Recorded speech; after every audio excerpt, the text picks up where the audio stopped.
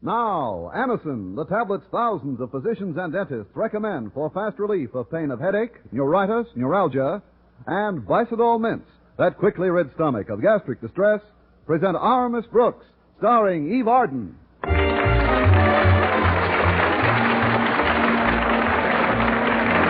It's time once again for another comedy episode of Our Miss Brooks, transcribed. But first, today many thousands of people are thankful to their physicians or dentists for first having introduced them to that remarkable preparation called Anacin, which brings such incredibly fast and effective relief from the pains of headaches, neuritis, and neuralgia. Anacin is like a doctor's prescription. That is, Anacin contains not just one, but a combination of medically proven active ingredients in easy-to-take tablet form. Thus, in using Anacin, you are following sound principles. So ask for Anacin at your drug counter next time you suffer pains from headaches, neuritis, or neuralgia. Try these tablets on this guarantee. If you don't feel Anacin gives you all the relief you want, as fast as you want it, your money will be refunded. Easy-to-take Anacin tablets are available everywhere in handy boxes of 12 and 30, and economical family-size bottles of 50 and 100. I'll repeat the name for you, Anacin. A-N-A-C-I-N.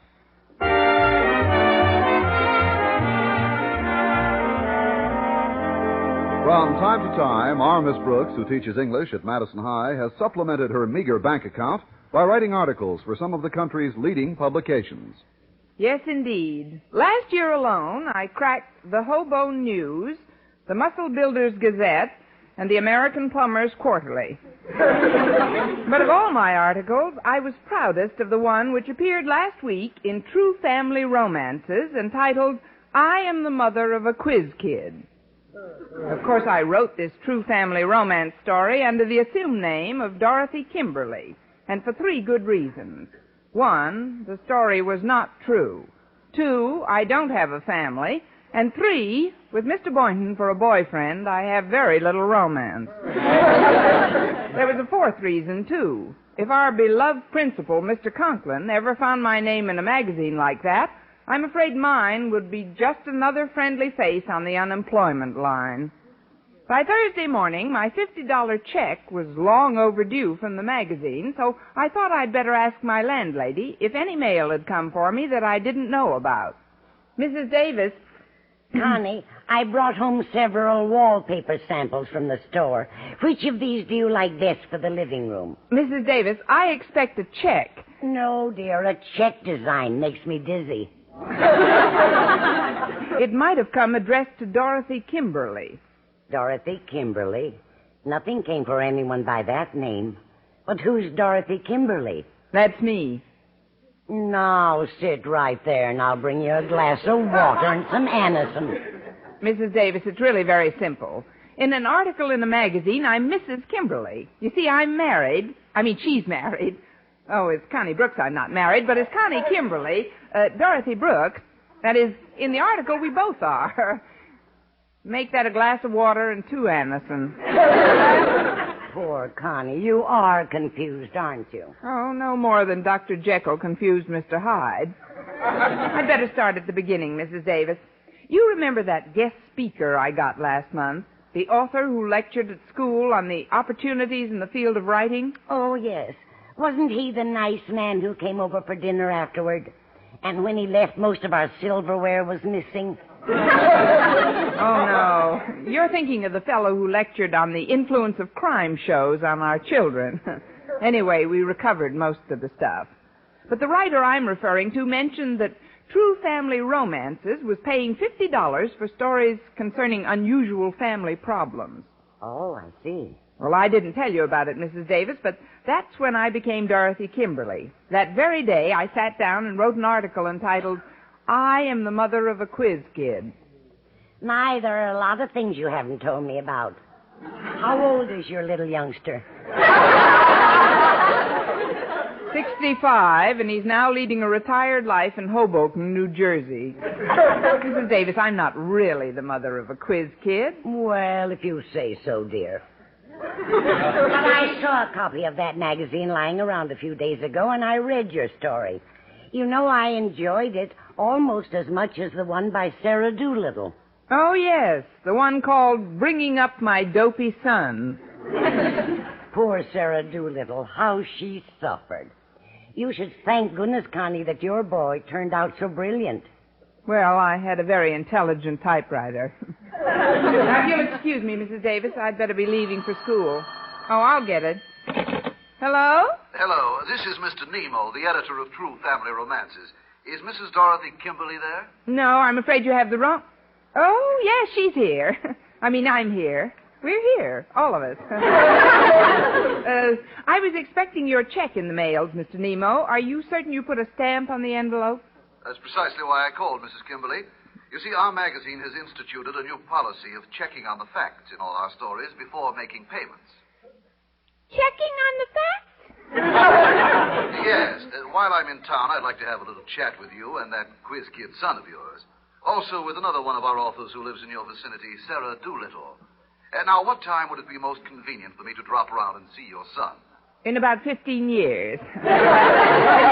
I'm afraid little Joel will be unavailable for interviews today, Mr. Nemo. He's busy writing a child's version of Einstein's theory of relativity. Why don't you drop back some other year? A time. Well, I'm sorry, Mrs. Kimberly. I'm going to be in town only one day, and unless I verify your story, there will be no payment. Like I say, Mr. Nemo, drop around any time tonight. Fine. I'll see you at 8 o'clock, Mrs. Kimberly. Goodbye. Goodbye. $50. Oh, Mrs. Davis, this is terrible. Goodness, Connie, are you in trouble? Is there anything I can do, dear? Oh, I'm afraid not, Mrs. Davis. No matter how we tried, I doubt if we could pass you off as a bright little boy.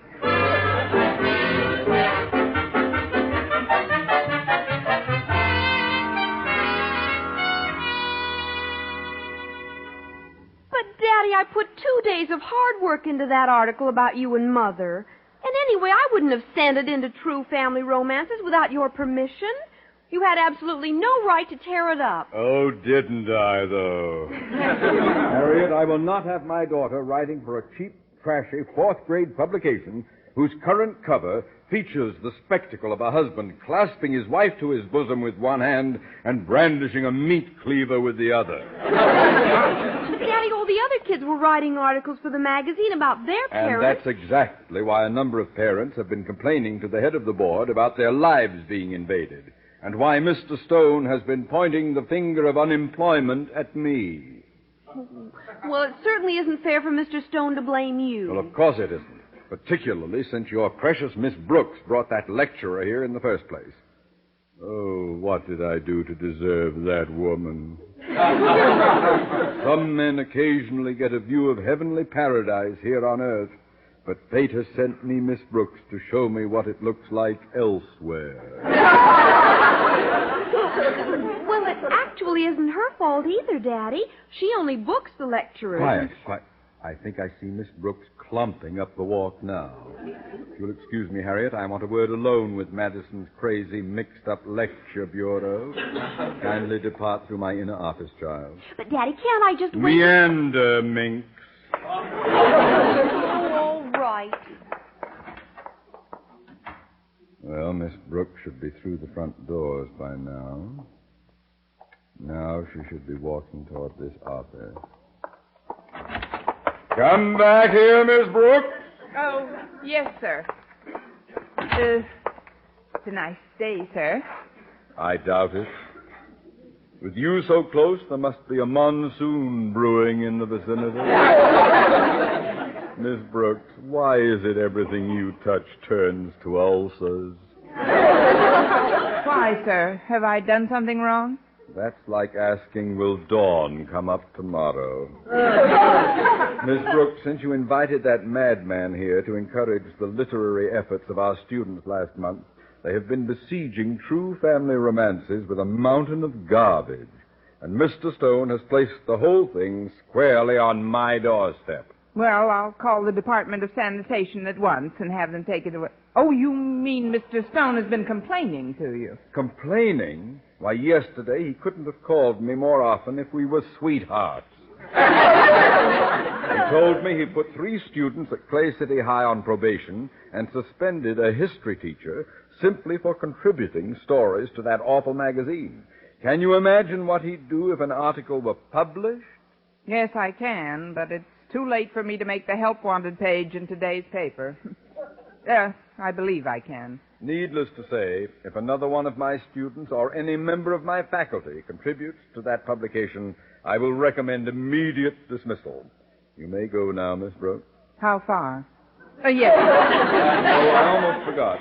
One more thing before you leave. I've just finished my monthly report for Mr. Stone. Will you have any time to type it up for me during school hours? No, sir. I haven't got a minute today. I thought not.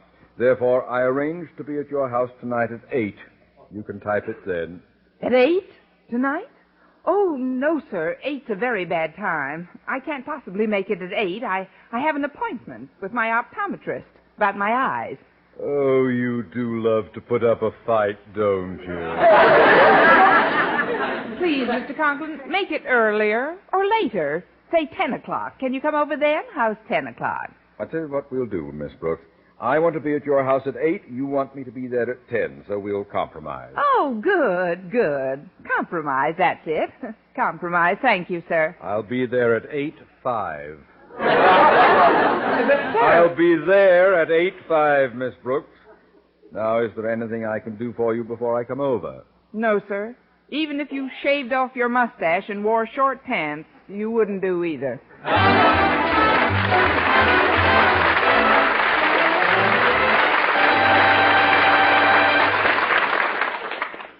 Friends, if you suffer from acid indigestion, I hope you didn't miss reading this wonderful news. A headline that says, New mints, medically proven, quickly rid stomach of gastric distress.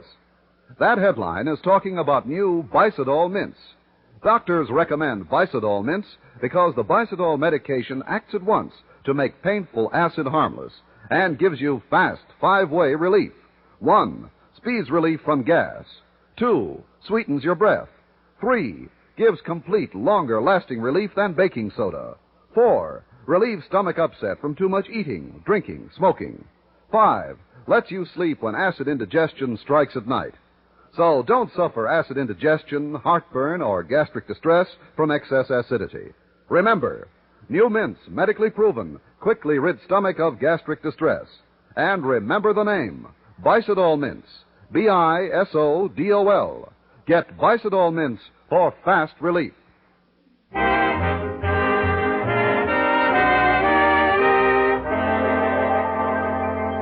Well, Miss Brooks is in quite a dilemma. At 8 o'clock tonight, Mr. Nemo, editor of True Family Romances, is due over at her house to verify whether she really is the mother of a quiz kid.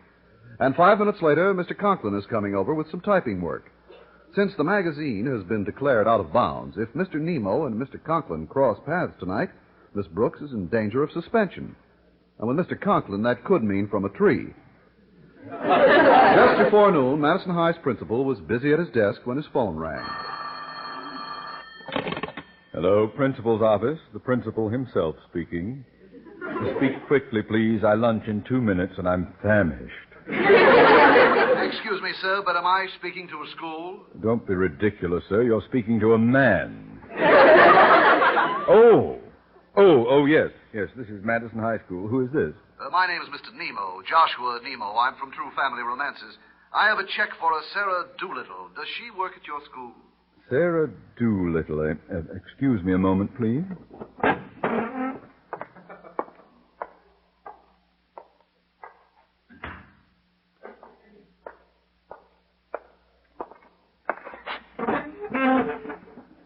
Now then, I am Sarah Doolittle.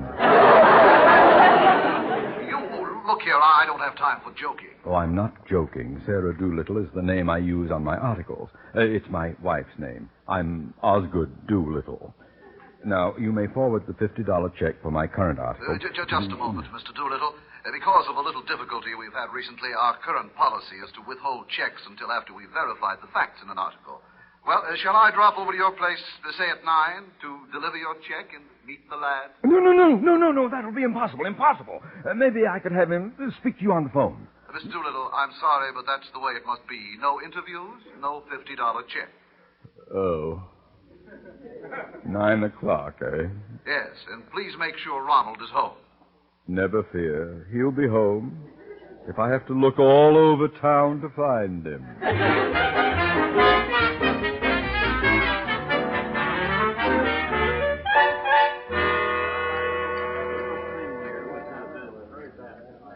Oh, Miss Brooks, you do have a problem, but try to forget it until after lunch. After all, that pie a la mode cost you 25 cents.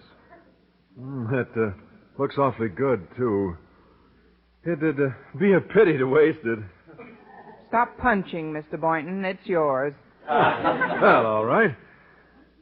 Say, there is a way you could get rid of Mr. Nemo before Mr. Conklin arrives tonight. All you need to do is show him your young son. Mr. Boynton, if that's a proposal, you're a little late. Where could I pick up a 14-year-old quiz kid by 8 o'clock? That's one thing Sherry's department store never runs a bargain sale on. Oh. It isn't as difficult as... Salutations to Madison's two most illustrious beacons of learning. One a gentle rose reaching up to the sun, and the other a mighty tower of strength. I'll toss you for who's the rose, Mr. Boynton. Walter, we're rather preoccupied at the moment, so if you don't mind, Say, wait a minute, Miss Brooks. Walter might be just what you're looking for. Just what I'm... Oh, yes. He might be at that. I think he might. Yeah, I'm sure I might. But what? Walter, how would you like to be my son? Yeah, what?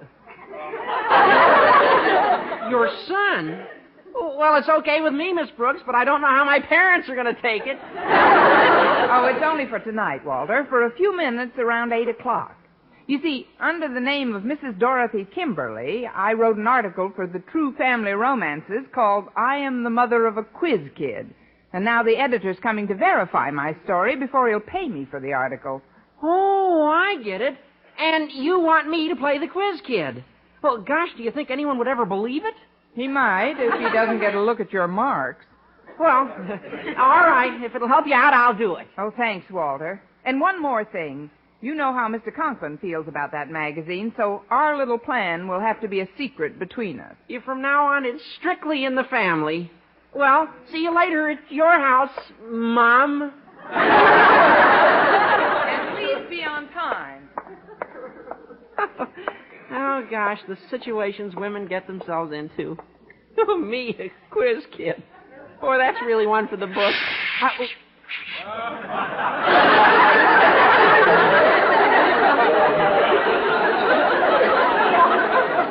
Mr. Conklin, what are you doing crouching behind that water cooler? I was behind the water cooler, wasn't I? Yes, sir. And the way you kept bobbing your head up and down, you looked like you were going down for the third time. Going down. To get away from that cackle, I almost wish I had. But I happen to have a little favor to ask of you. A favor? Well, what kind of a favor, sir? Denton, that is, Walter. How would you like to be my son? Holy cow, it's an epidemic. Oh, it's only for a short while around 9 this evening. I'm merely playing a little practical joke on a friend of mine, Mr. Nemo. You see, about a year ago, I told him I had a dopey son. A dopey son? Yes. I can't think of anyone who'd fit the part more admirably. You will help me out, won't you? Well, I'm sorry, Mr. Conklin, but I can't tonight. I just made an appointment for 8 o'clock, and at 8:30 I promised to take your daughter to a movie. Well, tonight, for a change, she'll go alone and see the picture, and I'll make certain that you don't see Harriet any other night this week, unless you decided to climb upon my knee, sonny boy. You want me to be over at your house at 9 o'clock tonight? Well, all right. Good. I thought you'd see things my way. Better be at my place at 9:15, Denton, and I need hardly tell you to keep the whole matter a closely guarded secret. Goodbye, son. Goodbye, Daddy. Now, let's see. I have to be a dopey son for Miss Brooks and a quiz kid for... Oh, no, that's wrong. I'm Mrs. Kimberly's quiz kid. Or did Miss Brooks want me to play a dope? Oh, gosh, the problems of adolescence will kill me yet.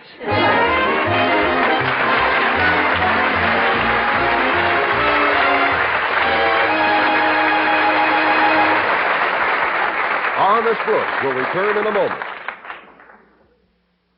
Radio is as adaptable as it's possible to be. Radio sits on the porch as comfortable as Grandpa. Radio can fare forth into the backyard and keep the green thumber company in his garden. Radio can nestle in an attic corner and keep things lively during spring cleaning. Radio can liven the basement workshop as readily as the parlor, bedroom, or kitchen. Not only that, but radio rides a car as slick as a hot rodder can and loves the beach. Seaworthy. People have been known to be seasick. Radios, never. Some people are afraid of high places. Radio loves high places. Weather affects people, but not radios. Hot or cold, dry or damp, radio's available on request. And naturally, radio performs by day as well as by night. Listen while you work. Try it tomorrow. Try it every weekday. And CBS Radio will be happy to make you acquainted with a great family of daytime shows America listens to most.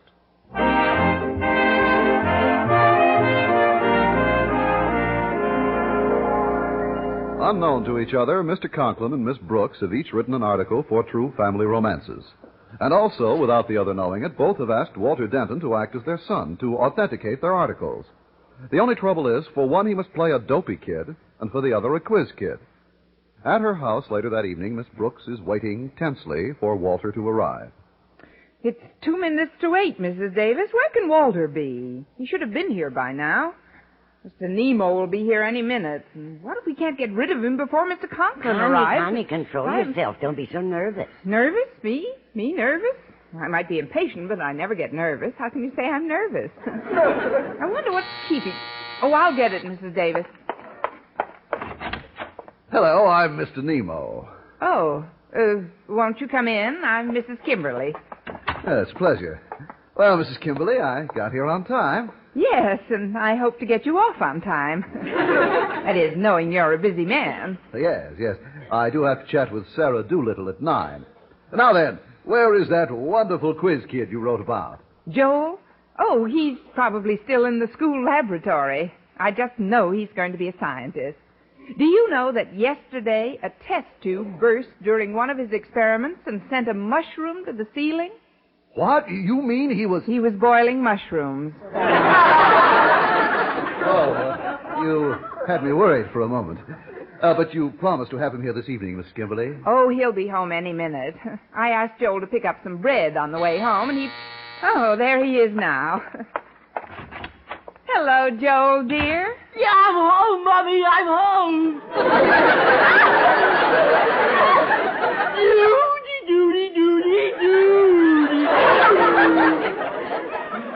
Who is this?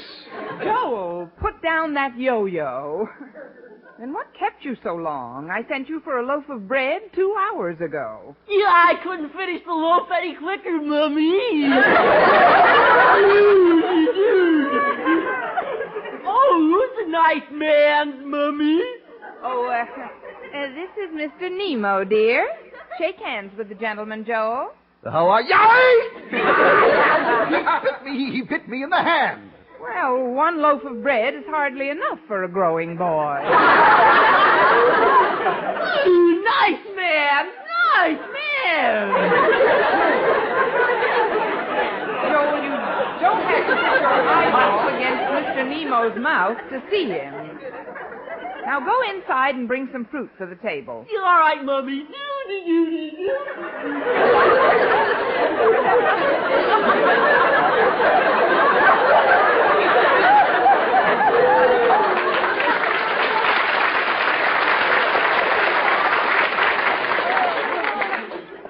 Miss Kimberly, that's a quiz kid? I guess he's been slightly over-quizzed lately. Doesn't sound possible. He seems, if anything, a bit backward. Yes, well, you see, he's sort of a backward quiz kid. By that, I mean he works so hard at his books all day, Toward evening, his brain begins to wander a little. He seems to have left the country. I'm sorry, Mrs. Kimberly. That wasn't a kind thing to say. Oh, that's all right. Well, it's almost 10 after 8, Mr. Nemo. Time is flying, and you do have that appointment with Sarah Doolittle, so why don't you just give me the check and go out the back way. Excuse me for a moment. Hello, Miss Brooks. Sorry, no brushes tonight. Thanks. Bye. A brush salesman? Well, what's he doing out this time of night? Maybe there's nothing good on television. Oh, this fellow just won't take no for an answer.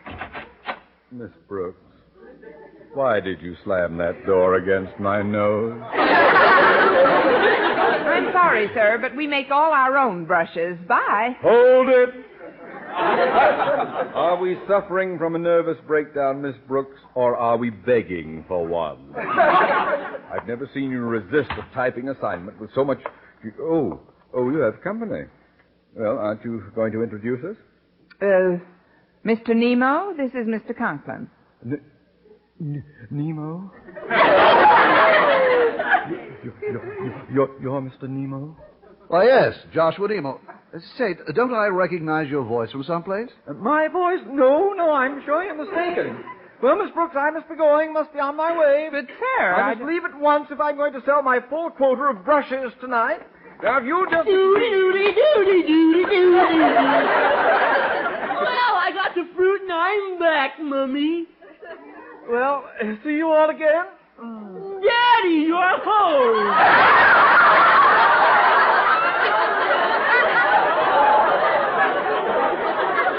Daddy? You're my papa to me is so wonderful. Oh, Gad, I've been ambushed! Now, wait a minute. Now I recognize the voice. You're Sarah Doolittle. Mustache and all. Well, so you're Sarah Doolittle. But just whose son is this? Mrs. Kimberly here says he's hers. Hello, Mummy. And at the same time, Mr. Doolittle also has a claim on him. Hello, Daddy. Is he a Kimberly or a Doolittle? Both. Both? He's a Kimberly Doolittle. You know, like Kaiser Fraser, Sears and Roebuck. Like Cock and Bull. I did, and it fits.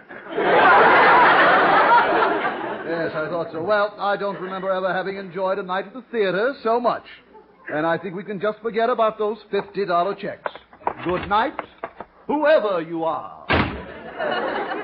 Oh, you are Dorothy Kimberly, eh? Of course, you realize, Miss Brooks, that I am bound by duty to report you to Mr. Stone and recommend severe disciplinary action. You are, Sarah? You are, Daddy? Now stop that! On the other hand, we might consider the whole episode philosophically as a sort of exciting experience which we need not necessarily share with Mr. Stone, eh, Miss Brooks? My vote goes to the exciting experience. But, Mr. Conklin, I thought of a follow-up article you might try writing, and this time you could prove it beyond the shadow of a doubt. Article? What sort of an article? A little number called How I Brought Up My Backward English Teacher.